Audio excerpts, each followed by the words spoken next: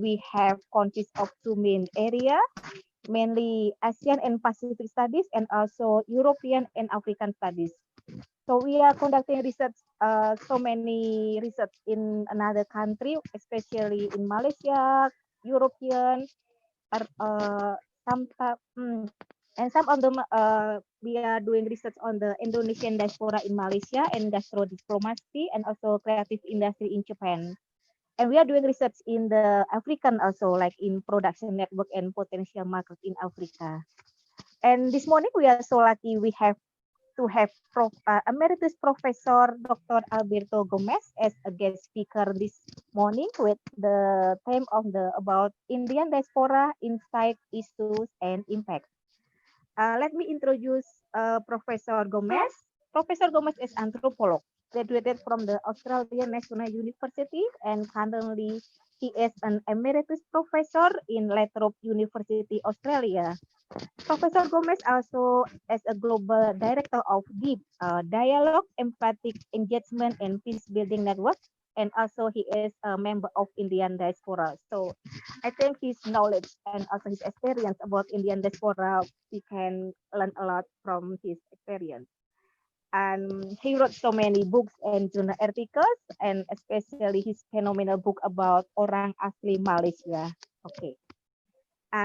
What this morning we will discuss about theories, concepts, and maybe empirical research related to diaspora and area studies. As we know that diaspora can be defined as a group of migrants from their descendants who maintain sentimental or emotional connection with their homeland. And according to OECD, diaspora member around more than 250 million around the globe and in 2010. And many countries like Indonesia now are trying to capitalize or to increase the contribution of the diaspora in terms of economics, transfer of knowledge, and transnational network. So from the Indian diaspora, we can learn from Mr. Gomes about his his talk today. And for the first question, maybe we can share actually what are your insights about Indian diaspora. So this is my first question first. And Okay, thank you very much. yeah, yes, please you can introduce yourself, Mr. Gomez. Okay, the No, time is no, yours. it's all right. Thank you so much, Betty, for the very kind introduction. We met last year when I visited Jakarta, and Yeah. today, thinking of how I should dress myself, I had a choice of either wearing an Indonesian batik, which I'm wearing at the moment, or an Indian costume, and I decided that I decided to opt for the Indonesian batik, and uh, and anyway, Identity. precisely. Now I should begin by saying, Betty, and all the friends who are watching this, Sure, I sure. should The say time that is yours I now. would not claim to be an authority on Indian. Okay, Oh, I would not. Can you hear me? Sorry. Yes. yeah, Okay. I can hear I you. I'm not going to. Okay, good. I just want to start by saying that I would not claim to be an authority on Indian diaspora, um, even though I am a member of the Indian diaspora, but that does not give me any sense of authority on the subject. But however, when I moved to Australia in the um, you know late 1980s, I began to be interested in my own Goan identity. My parents come from Goa in India, and Goa was a Portuguese colony until 1961, and it was a colony for 451 years. And because of that, long historical connection with Portugal, I ended up with a Portuguese sounding name. So Alberto Gerardo Gomes is Portuguese. So I was very interested in, initially in Goan diaspora, Goan migrants living outside of Goa, and how they, create and how they construct and how do they manage this connection that they have with Goa. So that's was my initially personal fascination with the Goan diasporic identity, and then subsequently became an intellectual concern of mine. Um, but because I had initially problems going to Goa or talking to Goan people in Australia, I tried on a number of occasions, and I should probably, since my understanding is this is an informal discussion rather than a formal presentation. And I approached a number of Goans in Australia, and then I realized very quickly that there were two Goan associations in Melbourne, and they were divided on the basis of the question. You ask them in 1961, did the Indians invade Goa or did the Indians liberate Goa? And those that felt that the Indians liberated Goa uh, set up their own association, which was, considered to be distinct and different from the other association. So my interest was immediately, in a sense, got caught up with this kind of tension that exists between various groups of people in the Goan diaspora. So what I did was I opted, instead of learning or instead of interacting and engaging and researching the Goan diaspora in Melbourne, um, in the kind of detail that I would have liked to do so, I resorted to carrying out an ethnographic study on cyberculture, and perhaps one of the very few anthropologists that worked on Goans in cyberspace. And I published a paper that drawn from my research, which was entitled "Going Goan on the Goan Net." It was computer-mediated communication and Goan diaspora. So that is the basis of my initial sort of intellectual foray, foray, I should say, into this subject uh, of Indian diaspora. Now, to your question about what insights. So since my initial research in the 1990s about Goan diaspora, I've become strongly interested in Indian diaspora, but not really doing the kind of detailed research on the subject, but engaging in quite a bit of reading on those issues, and on the issue of Indian diaspora. And I started asking a series of questions. For example, and that's why I titled the subtitle of my presentation or my discussion is Insights, Issues, and Impact. The first question I want to ask in terms of an insight is, Indian, question mark. Who are the Indians you're talking about? How are they, connected to the so-called homeland of Mother India? We find that there is, it's a diverse group of people when we talk about Indians. It's heterogeneous, and you find that heterogeneity is also related to the historical, aspects. If we actually look at India, just like in Indonesia, it is very much an imagined community, to follow Benedict Anderson's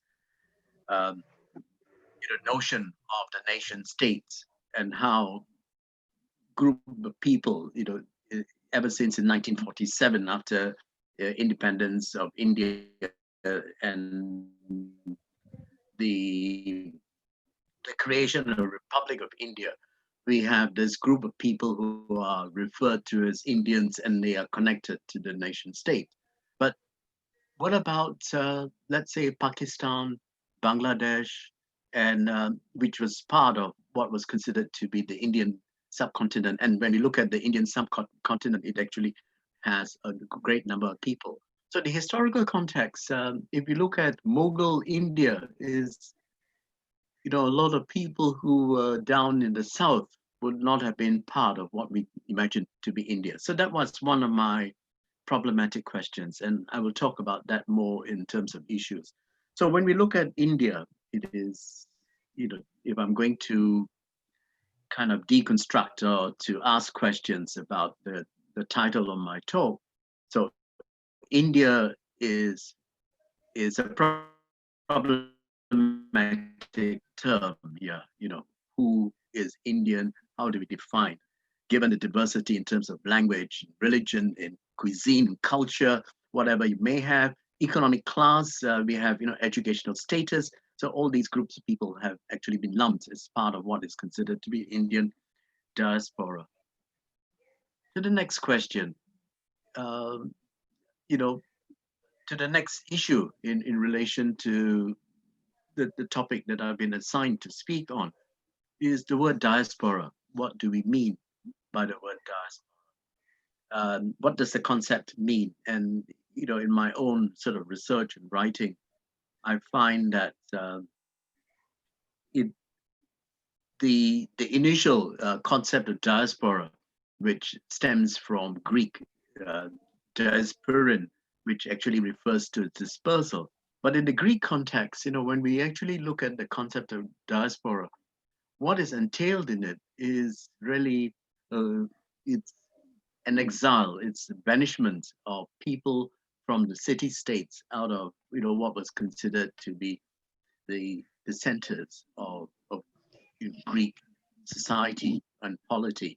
And so there's a certain negative connotation to the concept of diaspora as used in the Greek context. Then subsequently we have the diaspora, the Jewish diaspora, the Armenian diaspora, and the African, which entails, interestingly, it's an exile, moving out of their homeland. Then there is an element of, not just an element, it's kind of the narrative of suffering. And then there's the, then there is the return. So this is considered to be the experience of Jewish diaspora, or even the Armenian diaspora. The African diaspora is one which, implicit inherent in that, implicit in it is to do with the institution of slavery. So how do we define, diaspora? I know this is supposed to be a discussion.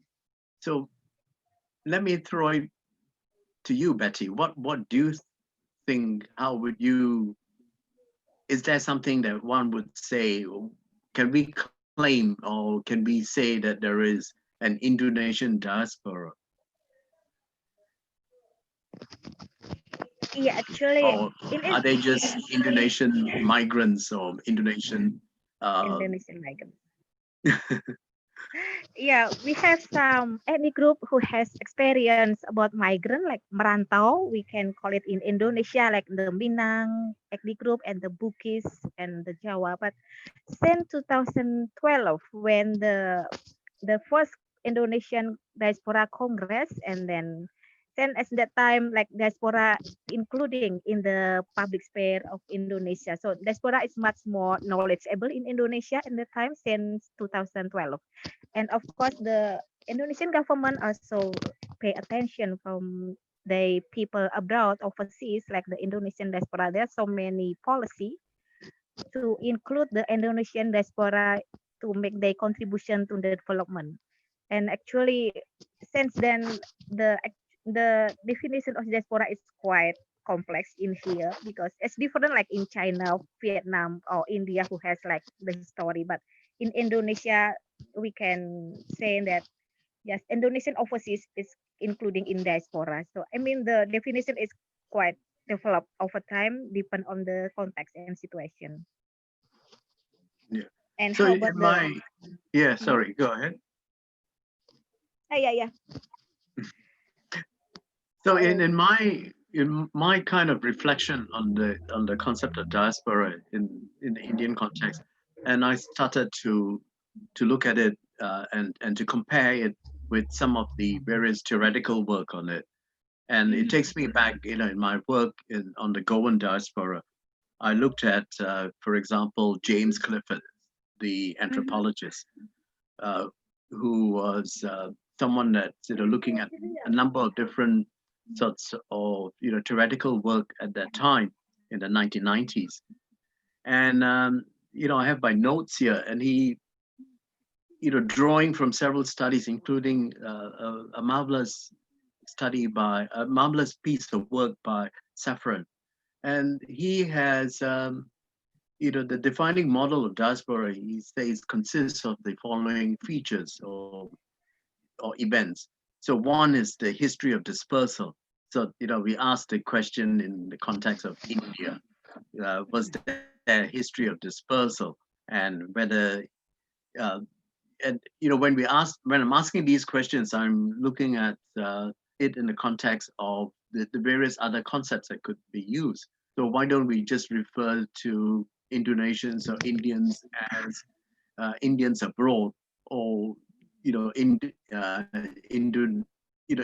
or Indian migrants, rather than using the concept of diaspora.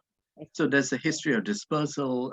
The second second feature in his defining model of diaspora is the myths and memories of the homeland. And thinking about the Goan diaspora, I have written about these various myths and memories of the homeland. And Goans would talk about this image that they have of Goa. And usually this image is of palm trees, beaches, and their favorite alcoholic drink, feni, and the various kinds of food that they consume. So that was how the kinds of memories that they have. And then when we look at the studies, some of these are mythical. The just sort of narratives of nostalgia and imagery that may not actually be true.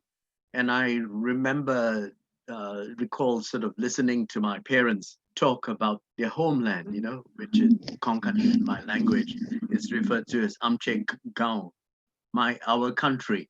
And they always wait for visitors to come from the homeland to talk about what's actually happening in Goa. And so that's how they kept in touch with the news and with information about Goa. But then now we have the internet, and now we have cyber culture. We have various organizations. We have WhatsApp groups, and you can find out immediately what's going on in your home country. Then you have the third point that Clifford raises is alienation in the host country. And I thought that is a significant one. In the Indian context,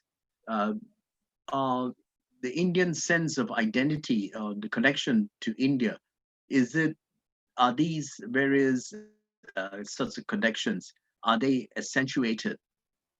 Are they sort of strengthened or reinforced at a time when they feel that they are alienated in the host countries?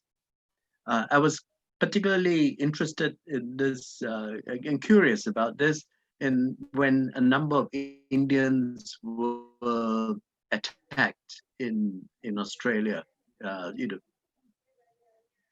They were victims of racist attacks, and Indian students. And the thing that the Indian diaspora, they turned to India, hoping that the Indian government would protest. So there's this notion of alienation to the host country, the desire for eventual return. So the question here is, do all diasporic members ever think? They do think, rather, but do they actually have a strong desire to return? And the fifth is the ongoing support of the homeland. And this is where I think, migrant sending countries are particularly interested in trying to foster this connection that diaspora have, so that they can provide ongoing support. And the sixth is the collective identity of whether we have something, that some essences that tie, people from, say, the Indian diaspora, people living in Australia. But I found in my research in the 1990s, I found a statement by Amitav Ghosh. Amitav Ghosh is fairly renowned Indian novelist who I had the pleasure of meeting in the US. But then later on, I realized that he's a Bengali from Bengal, Calcutta, and lives in the US, but has a home in Goa. So I also met up with him a number of times in Goa. And Amitav Ghosh, very interestingly, he makes the point that diaspora is not so much oriented to roots in a specific place and desire for return as around the ability to recreate a culture in diverse locations. So here we look at the Indian diaspora, say in Australia. Do they, in fact, recreate certain aspects of Indian culture? And I can say from my observation, not very much from my, well, if you can refer to it as participant observation rather than any sort of you know well organized systematic research, is that you have a high number, great interest among diasporic Indians um, in Melbourne, for example, and in Australia, I would assume. Strong, interest in Bollywood dancing, Indian cuisine, the various sorts of food that Indians provide, interest in that, even to the extent that there is a beauty contest here. It's called, Indian Miss India Australia, and where one of the winners, person called Pallavi Shada, subsequently, upon winning that, subsequently was picked to be a Bollywood actor, and she's now famous, and she's an Australian Indian, or an Indian Australian who's found her way there. So that's, I think, the interesting point about the Indian diaspora in terms of recreating a culture, not something that something that resembles what's happening in India, but it is a recreation. It's not identical. But a more recent, I wouldn't say fairly recent, a study that I read, Brubaker's work in 2005, he says that diaspora should be looked at as a category of practice. So here, it's the recreation of the diasporic identity, but it is also a project where people who are Indian diaspora, they see it as very much like a project of their construction of the identities in connection to the homeland. But it is also a claim and a stance, and that's what Brubaker says. So the fact that a person like me, who actually has never lived in India, born in Goa, grew up, spent a good part of my growing up life in Malaysia, and spent the remaining half of my life the last half of my life in Australia. So here I'm a person who doesn't have that direct connection with India. However, I would consider myself to be a member of the Indian diaspora. And this itself, I don't want to be self-indulgent and study myself or be autobiographical, but I think it's sometimes important to be autobiographical in order to understand the various sorts of processes that go on in terms of identity formation and identity creation. Now, so these are the various aspects about the theoretical aspects of diaspora. But the Indian case, I think, is quite interesting because I read that in the Global and Migration Reports of 2020, Indians evidently constitute the largest number of international migrants at 17.5 million people. I always thought that it was the Chinese, but in some reports, they claim that it was the Chinese, but this is from the Global Migration Report 2020. Yeah, sorry, you're going to say something, Betty? Oh, no, that's my kid. Sorry. Okay. Okay, Yes. please go on. Yeah. Okay, so the Indian diaspora. So let's I did raise it as a problematic concept, but let's see what are the different aspects of it. From my sort of, I would say, limited, I wouldn't, as I keep repeating this, I'm not going to claim to be an authority of this, but from the reading that I've done on the subject, we find that there are several categories. First, we have the non-resident Indian, NRI category. And the non-resident Indian category has been, ever since, I think, the 1980s, it has been one that was recognized by the Indian government. The NRI status is one that is a category of Indian citizens living abroad. So, they are actually Indian passport holders, but living abroad, and they're still, in other words, Indian citizens.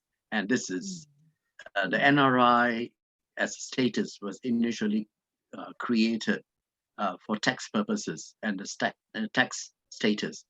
But then, it's quite sometimes, these categories, the distinctions these categories are made, they tend to be somewhat blurred, when in practice. So I recall when I was on one of my trips to India, I was questioned in Chennai. I was I carry an Australian passport, and my passport had gone into the wash, so it was not in very good states. And so in Chennai, the immigration officer looked at my passport and then asked me to wait at the counter. Then he went off to consult the higher, ranking officer, who then came out and asked me a series of questions. And then they asked me to show, whether I had other forms of identification. So I showed them my driver's license, my credit card, and they looked at it. And then they said, okay, you wait,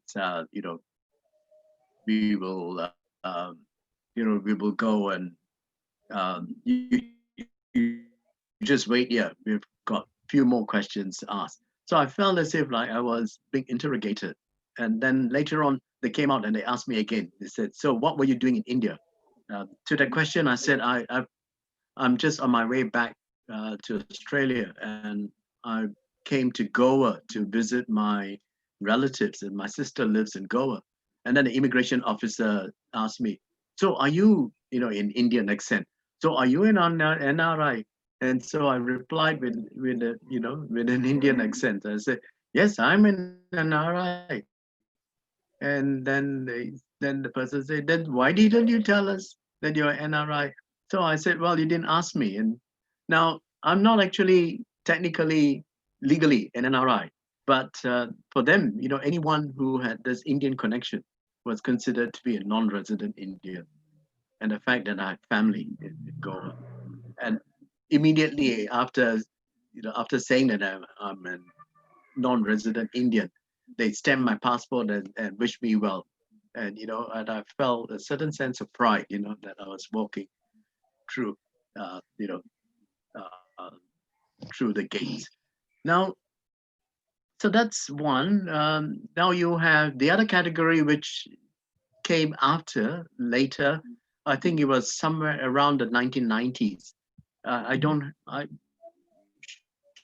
will need to check my notes on this, but that's a category called PIO, and this is a person of Indian origin. And I was in fact invited to apply for a PIO card by friends of mine who were with the Indian High Commission in Canberra, and that's a foreign citizen.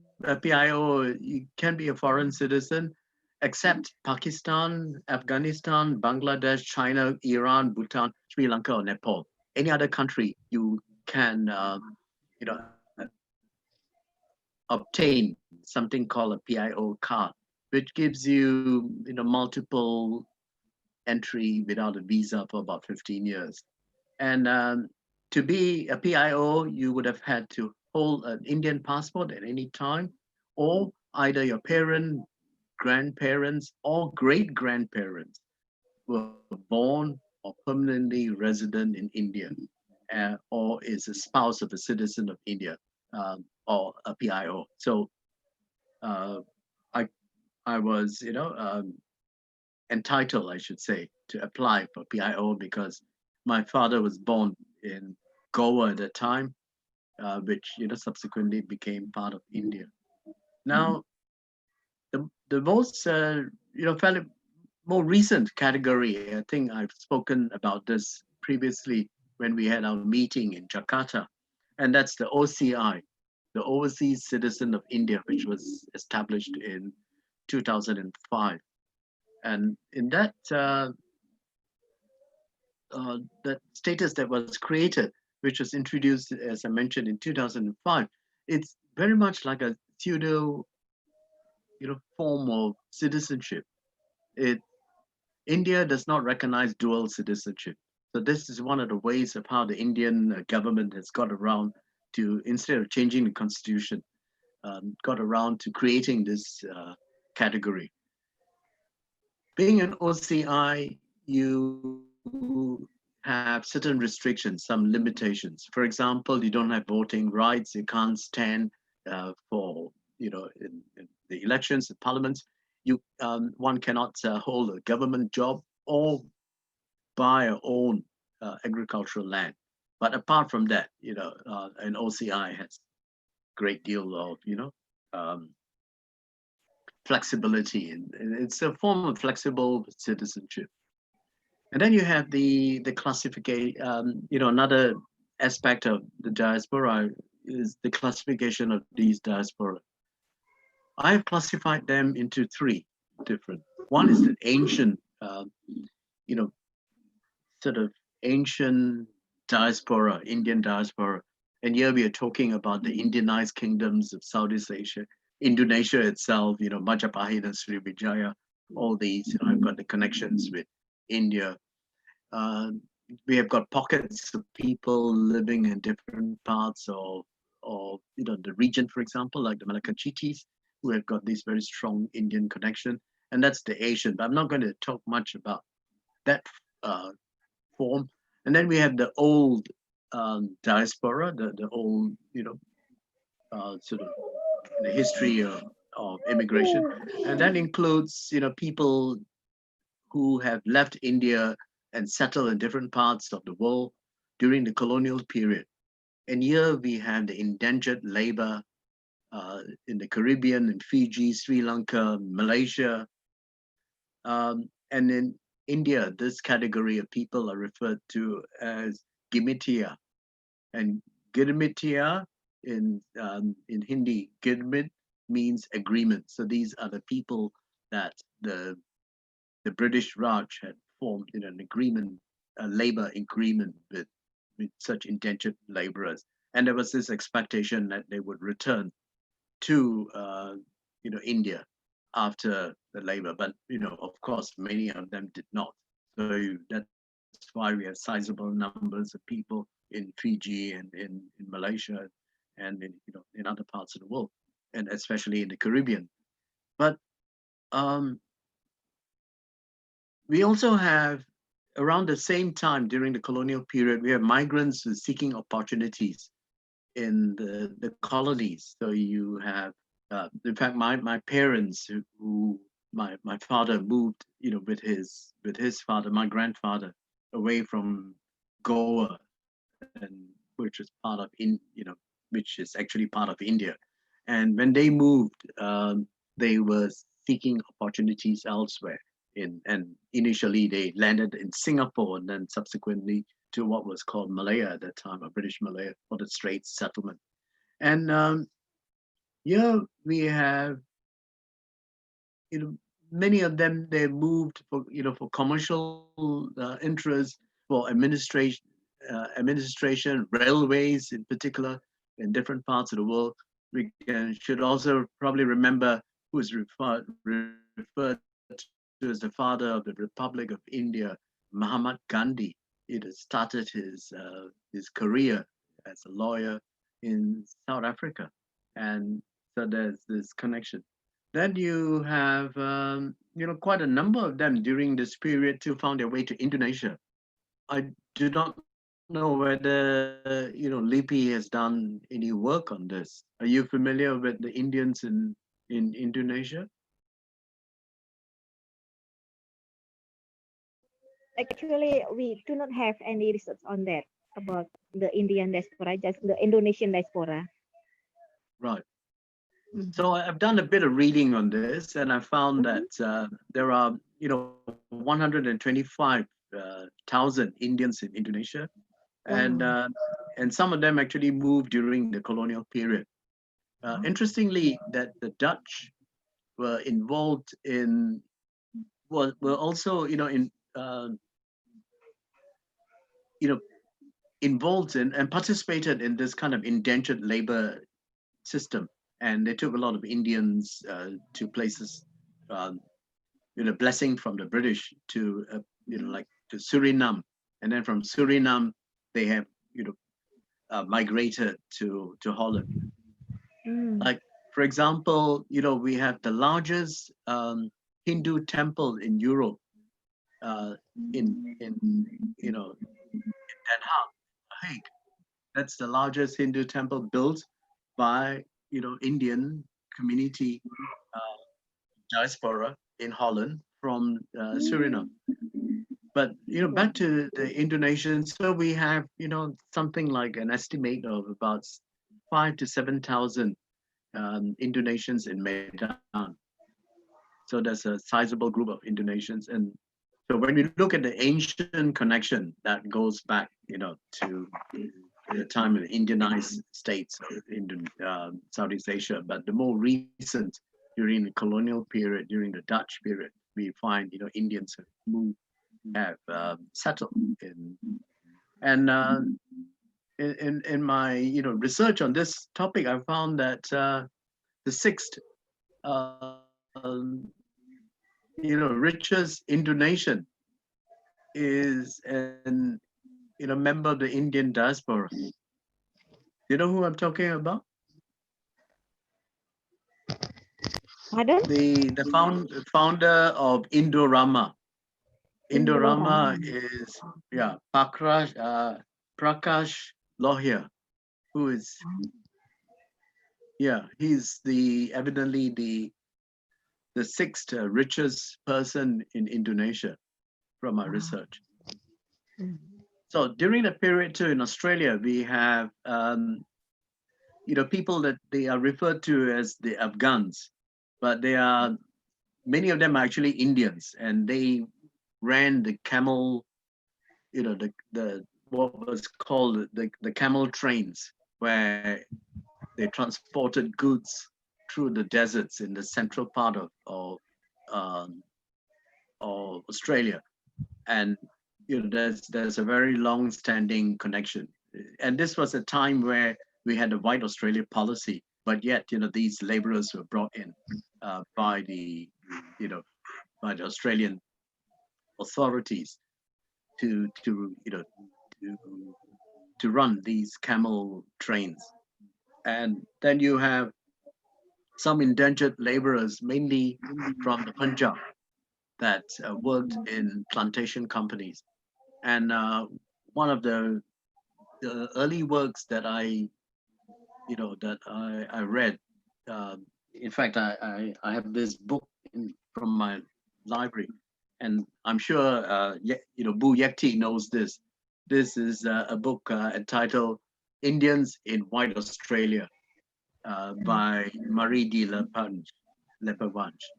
She did a study of this community in a place in southern Queensland called Woolgoolga. Woolgoolga, I think that's how you pronounce it. And in a Sikh community in the, who worked on the banana plantations, but then subsequently they are perhaps the main suppliers of bananas from Queensland. And that's, a group of people during what was considered to be the old diaspora. So you have this mixed group of people who were indentured laborers and those who were administrators, and in terms of educational status, they were, low skilled, lower educational status, and then, higher educational status of those who were administrators. Now, the new diaspora, the third category, that's quite, interesting, because you find that in that we have, the case of Indian re-migration, where you have quite a number of Indians from Africa moving to Britain, Canada, the US, Australia. And also remember that it was a time where the restrictions against non-white migration to those countries were relaxed. And in Australia, for example, with the removal of the White Australia policy, or with the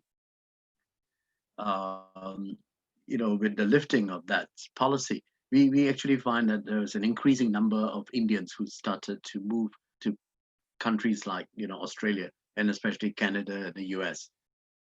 Idi Amin in 1972 expelled Indians in Uganda. In fact, several of my relatives who were in Uganda and Kenya, they got expelled, and then they found their way to Britain and Canada. And many of them, in fact, that's one. And you also have the other category, which are as part of the new diaspora. These are the labor migration to the Gulf states, and there are increasing number of Indians who have gone to the Gulf states, but they cannot apply for citizenship in those Gulf states like United Arab Emirates, and so they are ones who have returned to India, return rather wealthy. They've made lots of money in those places. Now, many of these members of the new diaspora, in fact, they have become very prominent in their host countries. Do you want me to go on talking? Sorry, yes. Okay, sorry. If you have any question, please don't hesitate, Okay. to Sure. ask me. Yeah. So About let's take Britain, for example.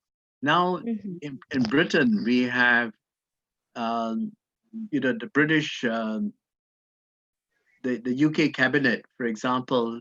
Some have referred to it as the Indian cabinet, because apart from Boris Johnson, the Prime Minister, the second person in command is Rishi Sunak, who is the Chancellor of the Exchequer. He is, in fact, like the Minister of Finance. So Rishi Sunak, someone who, in fact, is the son-in-law of Infosys co-founder Narayana Murthy, and in fact, he has got into such a very powerful position within the British government. So when we look at he has got an MBA from Stanford. The Home Secretary is Priti Patel, who is like the Minister of Home Affairs. We have Alok Sharma, who is the Business Minister. Then we have Suela Braverman, who is a Goan from Kenya, and she's the Attorney General. So 4 of them of Indian origin are also found in the shadow cabinet. So you find that the Indians, have taken up quite prominent political roles. Now we also find this to be the case in Canada. 4, members of the 37, ministry in government ministers in Canada. 4 of them are of Indian origin. Then we find in Portugal. I do not know whether you are aware of this. That the Prime Minister of Portugal, Antonio Costa, his father is Goan, and his parents are Goan, and he was born in Mozambique, but now he is the Prime Minister of Portugal. So yeah, the Goans claim that he is a member of the Indian diaspora. Now, in the US, it's going to be quite interesting to see whether Biden picks Kamala Harris, because Kamala Harris's mother is, a member of the Indian diaspora. So you find that in terms of politics, the CEOs of several global companies like IBM, Nokia, MasterCard, Novartis, among others, the CEOs, are of Indian origin. Then you have, as you mentioned previously, Indians prominent in Silicon Valley, Google. You have, in fact, Indians are so prominent in those places. I remember when I visited Los Angeles at UCLA. At that time, they were just setting up through money from the Indian diaspora in Silicon Valley. They had sponsored a chair in South Asian Studies at the University of Los Angeles, University of California, Los Angeles. And you also find, academic scholars of Indian background. A good friend of mine, Akhil Gupta, he is the president of the American Anthropological Association. So here you actually see how, the Indians have, of the new diaspora have become quite prominent in those various countries.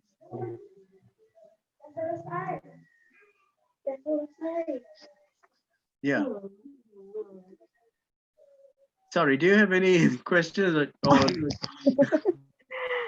Yeah.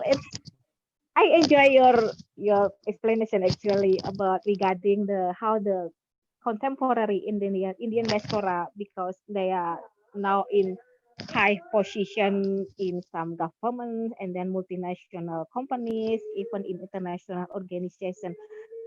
And I think that the diaspora can make a lot of contribution if you have, like, they become an agent between the host and the home country and these people, and they can make like influence from the policy from the US government, for example, on the UK government, how to invest in India, something like that.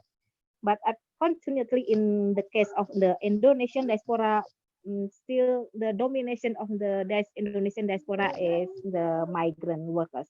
So it's quite different between Indian and Indonesian diaspora. Maybe from your talking, do you still want to add something, or maybe we can go to the discussion? I can go on talking, but maybe what I might do is I'll when we look at the shift of the government policy towards India diaspora, I will skip a lot of that. We find that at the time of straight after independence, Nehru had a non-interference policy. He didn't want, remember after the Bandung, conference, he with the non-aligned, kind of policy, he didn't want to interfere in the various countries. So, for example, there were cases where Indians were not treated well in certain parts, like Fiji, where Nehru, in fact, just turned around and said, no, we will not have any, these are Indians who have taken nationality in another country. So Yeah, just too bad. We don't want to have anything to do with that. We don't want to interfere. And this actually shifted with Rajiv Gandhi in 1985, where he started to, one started to sort of adopt the Chinese model, the Chinese government model towards his diaspora, the policy of trying to,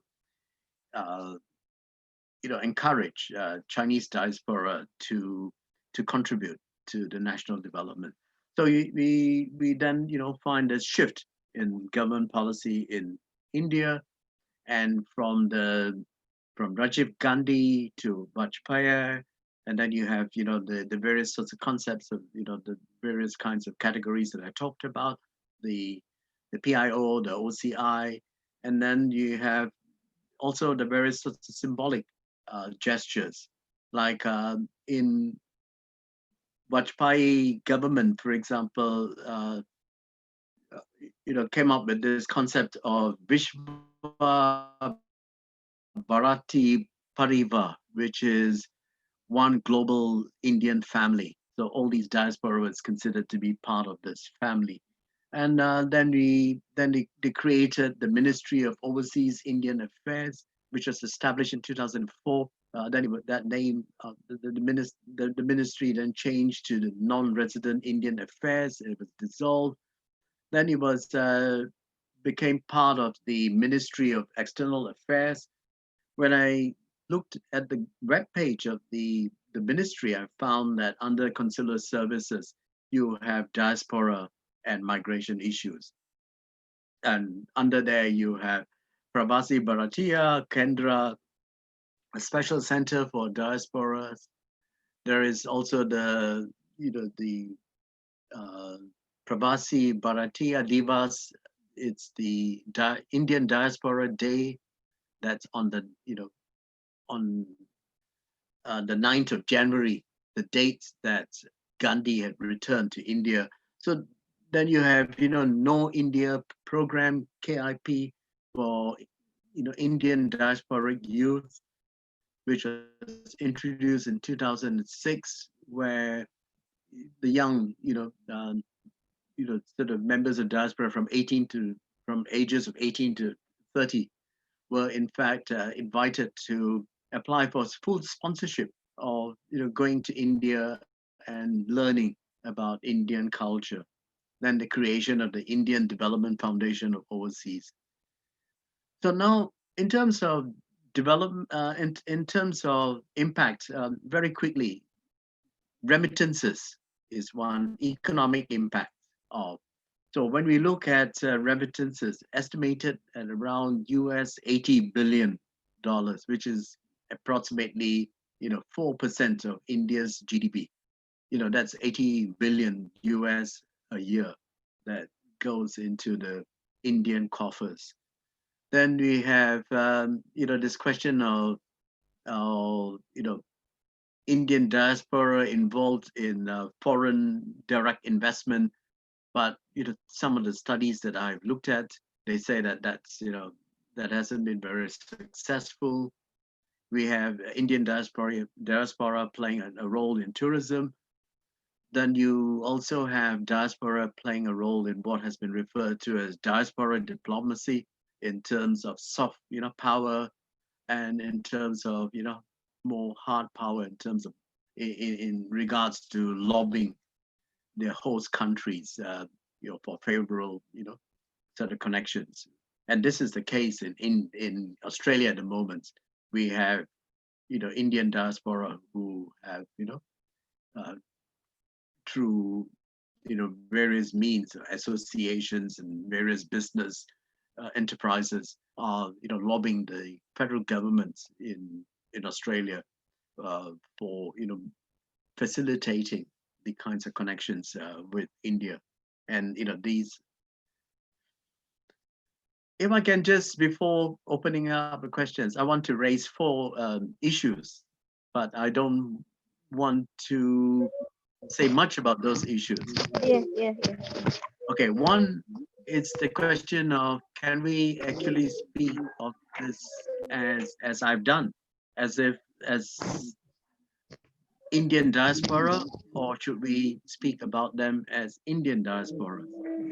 So, we have the government. The government tends to create this monolithic, singular imagery of the Indian diaspora, and the discourse is it sort of glosses over the inherent diversities that exist among the people who live abroad. So in the example I gave you, you have two associations in Melbourne of Gomes. One keen to maintain a connection with India, another one that is keen to connect with, say, Portugal. And then we have the divergent class questions. That's the first question. The second is that Indians who have remigrated, I should say. So we have, for example, a large number of Indians that have migrated from Africa to Britain and Canada. So my cousin Peter Nazareth actually raises this issue. Is he a member of the Indian diaspora? But then he also has a very strong connection with Africa. So he sometimes considers himself to be a member of the African diaspora. Now, the government, the third issue that I want to raise is this government valorization of diaspora, how the diaspora has become a very valued group of people.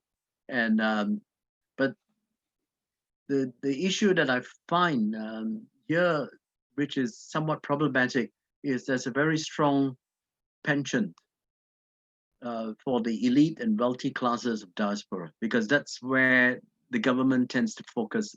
And some commentators, some researchers have raised this question of the dollar diaspora, that they are actually the category of people who are important to the migrant sending countries because of the dollars that they bring to the country.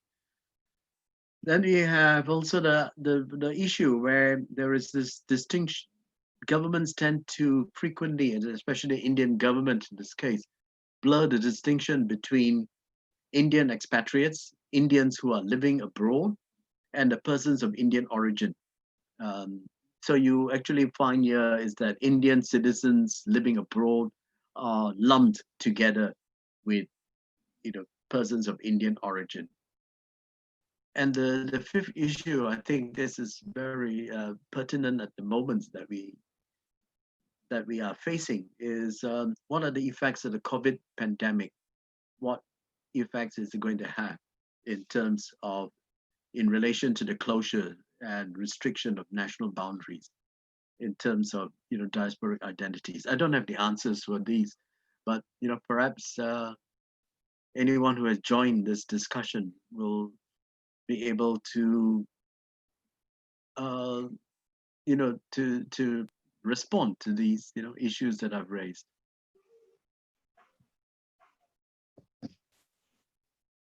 Yeah. Actually, we have several questions in here in the chat room. Okay, right. And thank you so much for your explanation. It's very interesting how the Indian diaspora contemporary right now, and especially during this pandemic. And in Indonesia, we have a lot of diaspora. Indonesian diaspora have how to fight the COVID-19, and maybe also in India. Maybe we can start the question first, and I can read the question in the chat room. Sure. Wait a minute. Sure.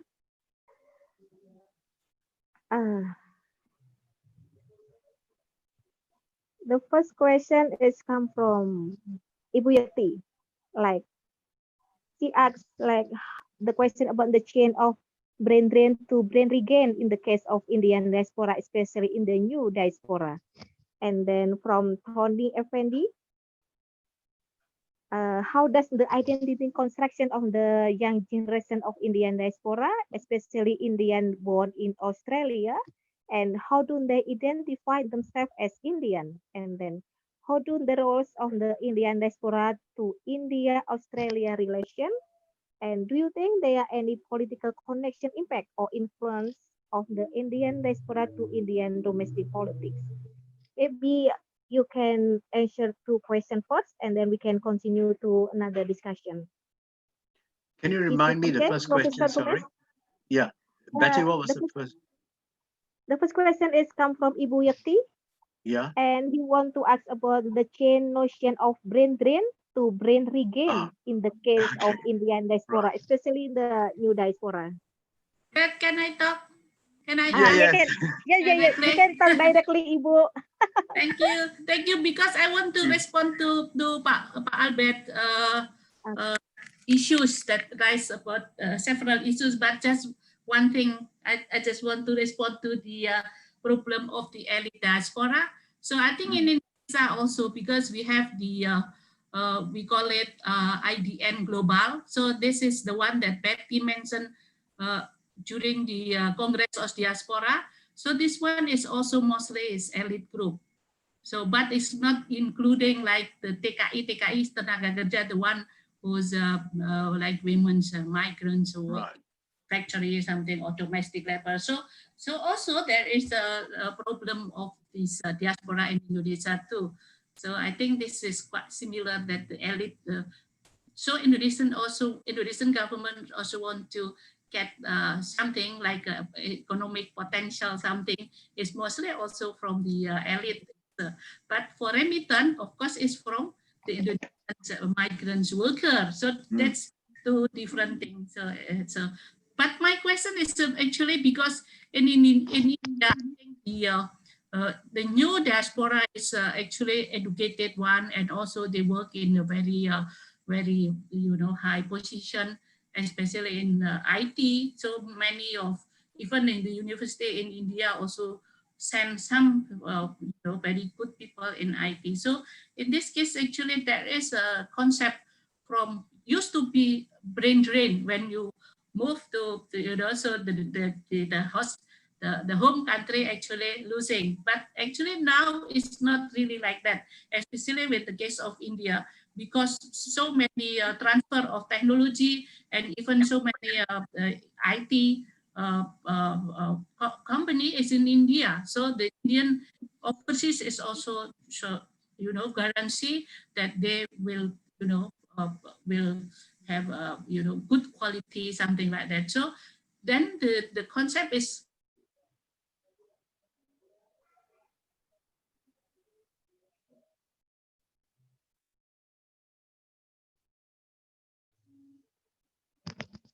Halo, Ibu. Hello.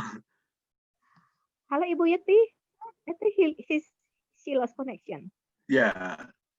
I think I got the moving question to that she had Okay. from brain drain to brain gain. different concept like brain drain to brain Yeah. gain Gain. Yeah. or I brain think circulation. So I would like to know about well, Bu Yeti, your question should be put in the context of what happened in the 1980s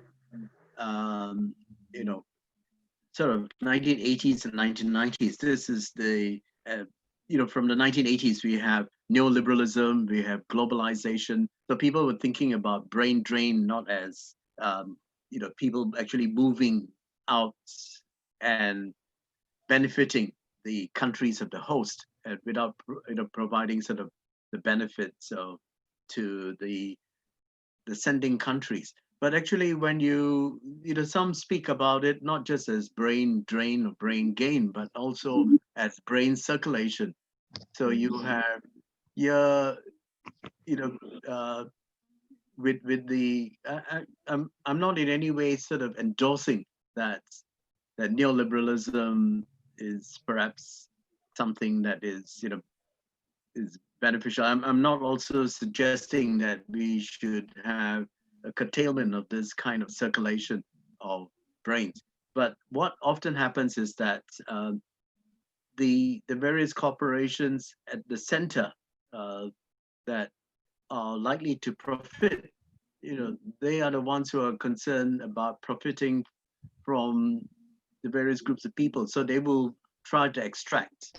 This is, from a kind of a political economic perspective, it is like the extraction of, in the past it was labor from the so-called developing countries, third world countries. Here it is it's the extraction of knowledge that takes place from from the so-called periphery to the centers. So one can consider this to be somewhat sort of problematic in terms of this, brain gain or brain drain. But to your question, I think perhaps we can start to think about the breaking up of national boundaries and regarding all these various groups of people through the identities that they have, not as kind of singular identities. And this is the point I was trying to make in my questioning of the issues, because when we look at Indian diaspora, the focus has been very much on these singular identities, that you are Indian, you're diaspora, rather than celebrating the fact and in fact recognizing, acknowledging the fact that these are people who are interconnected. They're people who have the identities, who have got multiple identities. So you have someone who's a British Indian who is also part English, part British, but part Indian. So the kind of hybridized nature of their identities is something that we ought to we ought to focus our attention on. So an Indonesian, for example, working elsewhere, I know this of the Indonesians, for example, in Thailand, they organize various conferences, and the Indonesian students, and they get together, and they are not just doing it in such a way to establish this kind of Indonesian identity, but essentially also to connect with people in the region in Southeast Asia. Yeah. Ibu, is it okay, the question? I think Ibu Yati left the room. Oh, maybe we Yeah. can continue to another question from Sure. Mas Tony Dian. That was disabled. Okay, Ibu. Okay, sorry about the connection. Yeah. Yeah, sorry. Okay, No maybe we can problems. move to another question. Bapak Tony Dian, can you hear me? You can ask directly to Professor Gomes. Okay. Yeah, please. Thank you, Bu Betti and Prof. Gomes. I'm Tony. Now I'm living in Taiwan.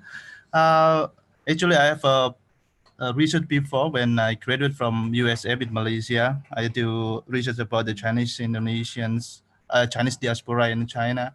And then at that time, I still remember Professor Sarjit Singh from University Putra Malaysia told me that it's better for you to compare with the Chinese diaspora in Indonesia and Indian diaspora. And you mentioned in your presentation today about the Indian diaspora in Indonesia. But my question is about the identity construction for the young generations of the Indian diaspora in Australia. How do they identify themselves as a Indian or Indian diaspora? And my second question is, how do the roles of Indian diaspora in India and Australia relations? Because actually my background is international relations, so I want to know about the roles of diaspora in the home and host country relations. And my last question is about the influence or impact of Indian diaspora to Indian domestic politics. You mentioned before that now for host country, like you mentioned before, but in Australia like to engage Indian diaspora and other diaspora as a part of the public diplomacy or the soft power. But how the how the influence or the impact of those diaspora in the Indian diaspora in Indian domestic politics. Do you think there are any influence or any impact of them to the domestic politics in India? Thank you. Yeah, thank you for your question. To your first question about the Indian diaspora in Australia, as I mentioned, it tends to focus very much on two things. One is that it tends to focus very much on the various cultural products from India that they consume and they connect with. But then the other thing to also take into consideration is that the identities tend to wax and wane according to how they are, how they are perceived within those, countries, the host countries. So every time you have, when there is, Indians in Australia, generally are well received, but then there are occasions where they become the targets of racist attacks, and when these things happen, then you have the issue of the kinds of people trying to think of them, imagining themselves as being more connected to India. But however, if you look at that too, you also have this question of as I pointed out, the diaspora is by no means a kind of a bounded identity or group. They're not like an ethnic group, and even then, it's always situationally determined. So in the case of the diaspora in Australia, you have kind of it's divided. So you have some who will have these very close connections with India and those who don't, and in fact want to present themselves more as Australian. So, there is that kind of distinction. But then you have got the third category of people who, in fact, as I pointed out earlier on, in terms of the creation of diasporic identities, they recreate. So there is something that they consider to be something special about being an Indian Australian. You get the point. So I'm trying to say is that they're actually creating a different kind of cultural identity within Australia. Now, to your question about the Indian involvement in Australia, there was a very detailed report by Varghese. Varghese, he is currently the Chancellor of the University of Queensland, I think. But Varghese was a very high-ranking civil servant in Australia. In fact, he was, I think, probably the director of the Department of Foreign Affairs. So he, the Australian government, wanting to look at ways of how they can, how they can tap into this kind of resource of the Indians in Australia. So they got Varghese to carry out a study on this, and it produced this report. And there was a chapter in this report that focused on the role of the diaspora. Now, in the Australian context, unlike in Canada or Britain or the US, and particularly in Britain, you find that the Australians have not engaged in the political kind of system as much. We have a number of, for example, there's one Greens candidate, Lisa Singh, but in terms of the politics of the country, you do not have that many Indians who are, the population is still small, but they don't have that many Indians who have, or people of Indian origin being involved in the political structure of Australia. So there isn't that great deal of connection. Now, the other thing to consider too is that the divisions of Indians. So you have at the moment we have a Hindu fundamentalist government. Modi's Modi's government is one that is that tends to focus on this kind of division that exists within India with a much greater sort of focus on Hindus, and so that tends to divide the diaspora, population in the various countries.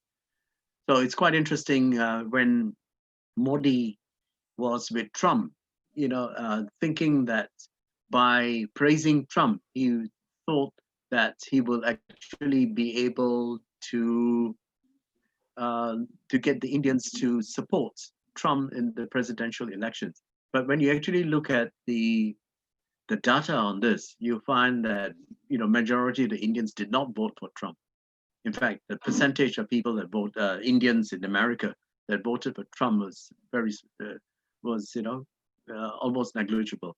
So you have a large number of Indians in the U.S., especially those that are living in California, who are, would not support the president. Now, there is also the strong possibility that these are the Indians who will not support a government that is, that focuses on Hindu fundamentalism. So they would not, in fact, support Modi. And so Modi and Trump, in fact, interestingly, they gave their speeches directed at their, their home base when, they did the speeches in the US, and as well as the speech in I think the speech was in Kansas, and the speech that Trump made in Delhi. So you have, that is one case. You also have, for example, in Britain, where large number of the British Indians, they would be quite reluctant to be involved in the political situation within India itself. So that's my understanding from the reading of the Indian diaspora in these various countries. Now, your question about the lobbying, yes, there are occasions where Indians have been in various countries being lobbying, but you look at there are quite a number of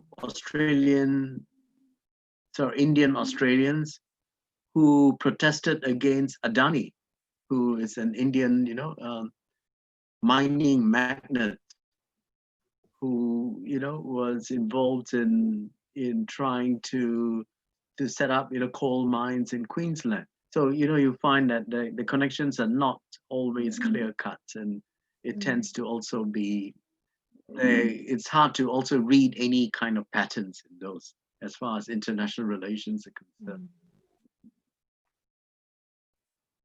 Okay. So to your question, I would recommend that you have a look at. I can send Betti the or you can just look up Vargas' report, and it's quite interesting to see how they refer to the to the Indian diaspora in Australia. In Australia. Oh, okay. Is it okay, Pak Tony? Hello. Oh, I think I lost him. Oh dear. Okay. Maybe we can continue to Ibu Dr. Sharifah from Malaysia. Maybe you know. Good. Okay. Good, Yes. good. Okay, please, Dr. Sharifah. Yeah. Hi, Alberto. How are you? Hello, Munira. How are you? Finally, we've been texting. Okay, I've actually typed my question out. I'll just read off what I typed, okay? Yeah. Okay, essentially, this is how it goes. It's pretty long. Often the diasporic communities tend to be victims of political agendas. The problems go back to how we are conditioned to understand or accept the notion of the nation state the Westphalian notion has its political and religious reasons for attaching the concept of sovereignty and citizenship to show how a community of peoples should live in a particular geographic area. Without going deeper into this notion of whether Westphalia should be a universal concept or not, should we not reconstruct the way academia or universities or the way it is taught, how we study diasporic communities?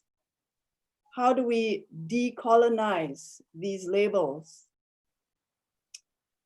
How do we identify communities that have supposedly become citizens of other nations? For instance, in Malaysia, Muslims are legally labeled or classified, documented actually, as Malay. But in general, most Malays are descendants of Indian, Javanese, Chinese, Arab, like myself, origins. So as a result, heated discussions in the media and in government circles have emerged where one group tells another to go back to where you came from. So this generates a lot of problems, social problems, and it spills over into economic crises, etc. So I suppose my question or my request is, can you speak a little bit about your understanding of what nation is, and if it is directly or indirectly related to the diasporic issue or problem that we're facing? Thank you. Thank you, Munira, for that question. I think it's a question that you might actually be better No. better equipped and intellectually to answer rather than for me. But I think one of the things I was mentioning earlier was this notion of the nation, following Benedict Anderson's concept of the nation as an imagined community.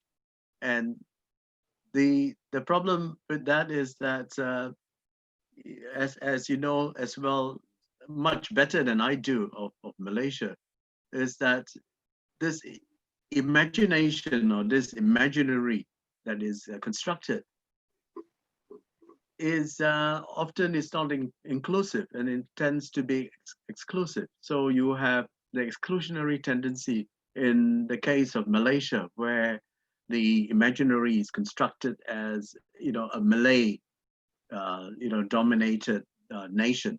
And so this is the political problems that are squabbles that are going on at the moment in the country, is to do with how the nation has been constructed and created, and failing to understand that what's happening now is really the clash between the two kinds of predominant senses of the nation. So you have the Herderian, nation as a spirit, and then you have the French. Don't want to, give prominence to the European ideas of the nation, and then you have the clash with the French sort of idea of the nation formed out of contract. So a country like, like Malaysia, and also possibly a country like India. I mean, if you look at India, India is actually, a conglomeration of a number of different nations, coming together. And then you have, India has got a history of, various people claiming. So you have, the Punjab, Khalistan, the creation of a separate state. You have the issue in Goa. You have, all over India, you have, people who in fact consider that they do not connect as well to that, construction of the nation. So you have the contractual, basis. So in the context of Malaysia, you find that there is a contract, but the contract is in tension, and it is in kind of clash with this other, concept of the nation, which is the nation as spirit. So the people who are standing up in Malaysia saying, you know, you go back to where you come from, or the ones who are claiming to be, you know, supremacists or Ketuanan Melayu, they are focusing on the nation as one that is constructed out of the spirit, the Hegelian sense of the nation, you know, ein Volk, ein Land, you know, one people, one land. And it's precisely that kind of concept of the peoplehood that people like Raffles, who, you know, Raffles who define who a Malay is. Yeah. Statue is in jeopardy. Sorry? Whose statue is in jeopardy. Yes, I know. But the point was that I think his statue should be in jeopardy because, you know, I don't think Stanford Raffles was as decent as he was made out to be, you know. He's not. All right, if I just may add on or to a last query, I suppose my question is, should we consider re-looking at this construct of nation? Because in IR, in international relations, we are taught that countries begin in 1648 when with Westphalia. Before that, there was nothing, and after that, there is a specific format that we have to follow.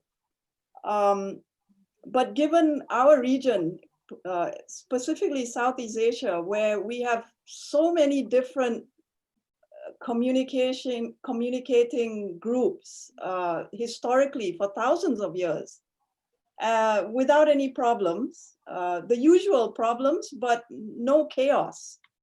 But suddenly now, with citizenship, sovereignty, and identities which are attached so much to the nation and the border, should there be a new discourse about challenging that, or is it a pipe dream that, or a waste of time?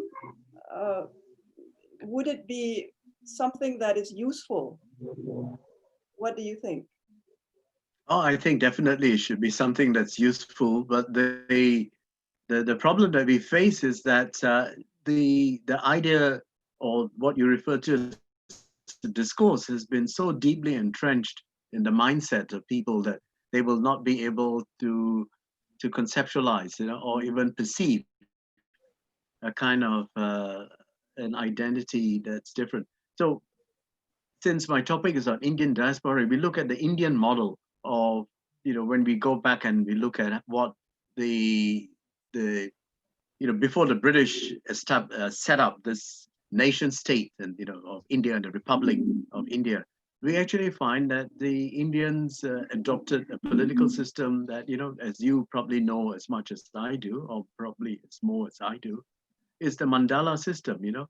And the mandala system where you have actually circles and different, you know, spheres. So you had, in the past, you had the Indosphere, you know, where you have a circle of people who are connected to various sorts of entities. But at the same time, also, you know, when you talk about political system, for me, my classic, you know, study is the one by, you know, Edmund Leach, which goes back to the 1950s, the political systems of Highland Burma. And that's how it should be, you know, the construction of the, you know, the kind of centralized states and the breaking up of those centralized states into, you know, into smaller sort of states, and, you know, the into kind of difference between autocratic and democratic states. And I think, you know, this is the kind of debates that go on in Indonesia, you know. You find with the Suharto setting up of the central state and then the decentralization that took place after that, and the creation of these different kinds of circles, you know, that exist within Indonesia. But the role of the diaspora, I think that's really problematic. But what it does is that it actually helps to, you know, to challenge these kinds of entities. So the diaspora would be very much like a domestic abroad, so a foreign domestic. So in other words, it's disrupting the kind of dichotomy that exists between, the domestic and the foreign. So you have, in the Malaysian context, you have, all these different levels of the construction of these and layers of these, So you have, for example, Indians, Chinese, and Malays, and Orang Asli, or whatever, coming together, and they are, considered to be domestic, and then the foreign workers, Bangladeshis and Indonesians, they are over there, and then you create that, and then you have all, like what has happened to the Rohingya. You find that there was a construction of a Muslim sort of brotherhood, inverted commas, and then that was that sort of started to wane as once the political economic factors got into play.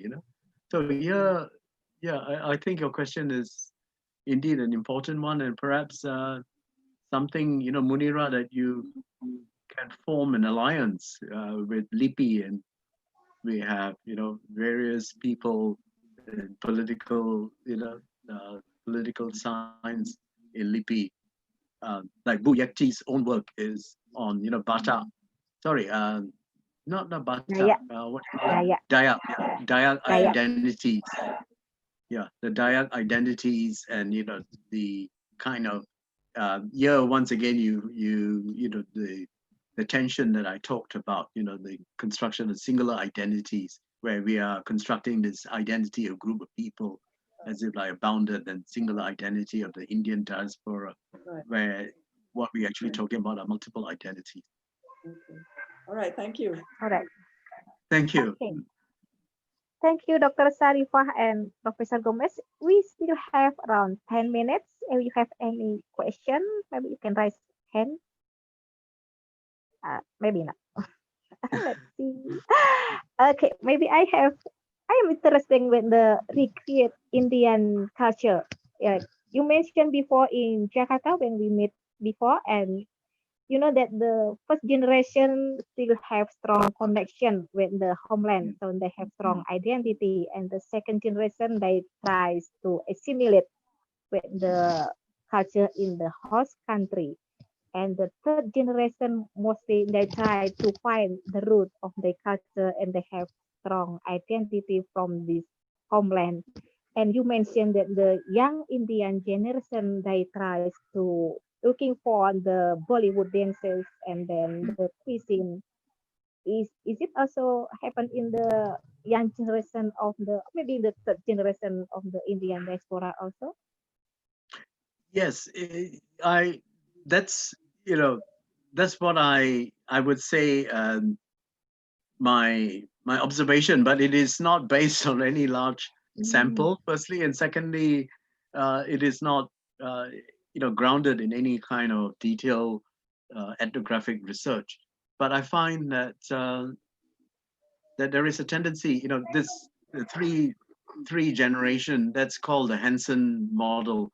It is the study was actually conducted quite some time ago in the 1950s, if I'm not mistaken, or 60s, and focused in Canada of how the first generation, and that was also a study that was replicated among the Japanese, how they find that the first generation tend to have this very close connection with the home country.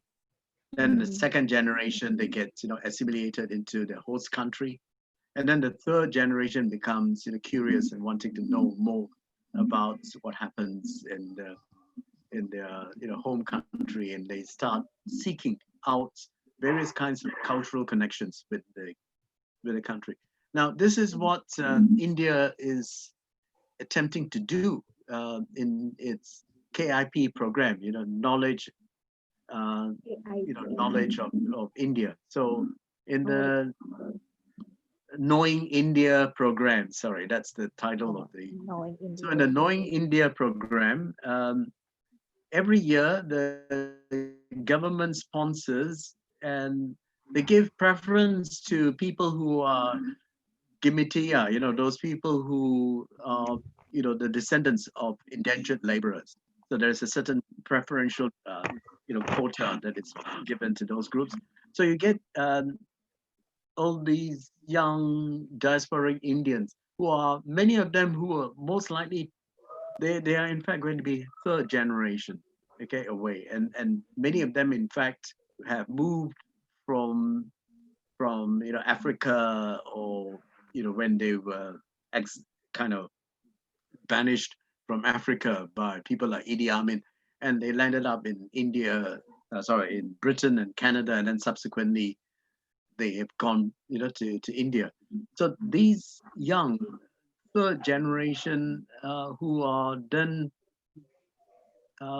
invited to apply, and then they go to India and they are taken to the Taj Mahal, they are taken to the parliaments, the Lok Sabha, and then they also introduced to a range of different kinds of cultural, performances. And essentially, the they say that in an Indian context, trying to cultivate this cultural pride of being so being culturally proud of being connected to India is one thing, but second is political allegiance. So they don't want them, especially if it's a government that's holding a very tenuous position within the country. They do not want people from the outside to start being critical. So they would rather just get the young to come in, go back to India, experience Indian culture, but not engage in any of the kinds of political movements within the country. Okay. Yeah, because in my point of view, the Indian diaspora is very proud with their culture, like they're using Sari, and they speak their own language. And the government also established some cultural center, like we have the Jawaharlal Nehru Cultural Center in Jakarta, and then we have Little India in Kuala Lumpur. But in Indonesia, we still do not have like Little Minang, for example, in another country. And then once more, we have one research project about gastro diplomacy, like how using the diaspora as soft power through cuisine. And we know a lot about the Indian restaurant everywhere, and we know Indian food, and not only the food but also the spices and how they cooking and the meaning behind the food. And do you think that how the Indian government increase the gastro diplomacy to Indian food and also the culture? Okay, we take the question of food, Indian food. So there is always this assumption that there is something called Indian food, but not realizing how the diversity that in the the sort of cuisine, or what is defined as Indian food. So it should actually be Indian cuisines. So you find that a person like Rick Stein, who goes to India, and then he goes to all the different parts of India, and what he presents are all different kinds of curries and different sorts of food.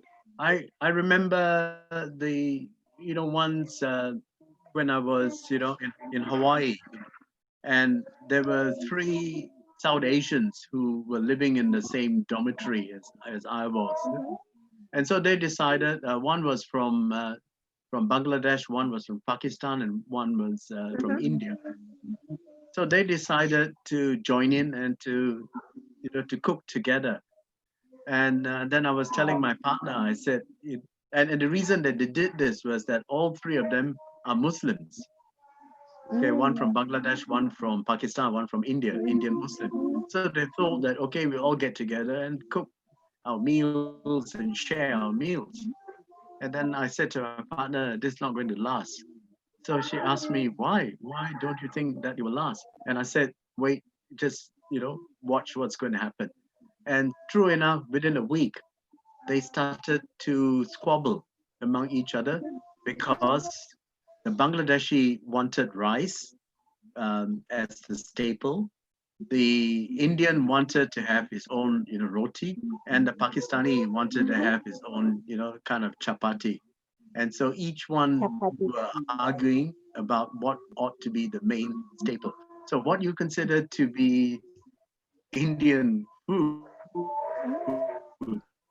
is really, so problematic.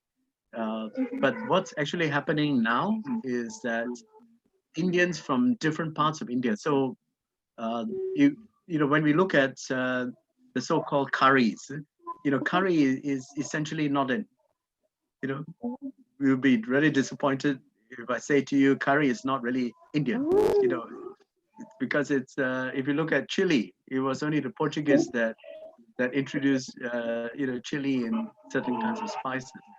So the Indian certain kinds of curry, for example, the main, when I talk to my friends in England, ask them what is the main English, food, and they say chicken tikka masala, and then I point out that chicken tikka is not something that you will find readily in India, because it is something that has been created actually by the Indian diaspora. So you find that a lot of the kinds of Indian curries that you talk about, like the Madras curry, like the whatever, the Punjabi curry, they all have actually been developed in many ways, and the kind of the culinary ideas that are being involved in the development of those curries. Well, you have the traditional ones in India, but they come from Britain. Wow. So the connection is there is a connection, certainly with food, but I would think that the connection is stronger in Bollywood.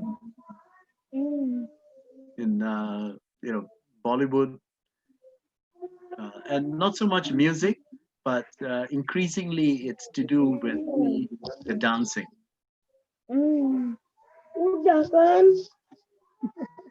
Okay. We are talking about food. It start to starving right now, and I think it's 12. It's 12 o'clock already. Maybe I cannot. I will not conclude this discussion because it's just like conversation. But thank you so much for your explanation, for your interesting topic about the Indian diaspora, and maybe I can finish this discussion. Okay, thank you so much, Professor Gomez, and thanks a lot for all the participants. Do you have any say goodbye, something like that? Yeah, I want to thank you, Betti for hosting this, and Bu Yekti, my good friend, my good friend from many years, for inviting me to speak on a topic that I wouldn't claim to be an authority. A student. You are my co-supervisor. You were my co-supervisor. So thank you so much, Pak Albert. Thank you. And I look forward, I do not know when, hopefully, once this pandemic ends, I look forward to visiting Jakarta again. So. Oh yeah, please stop over in our office. Yes, I shall. Yeah. So we'll make a good coffee for you. Raja coffee. Yes. Thank you so much. Yeah. Okay. Thank you, Professor Gomez.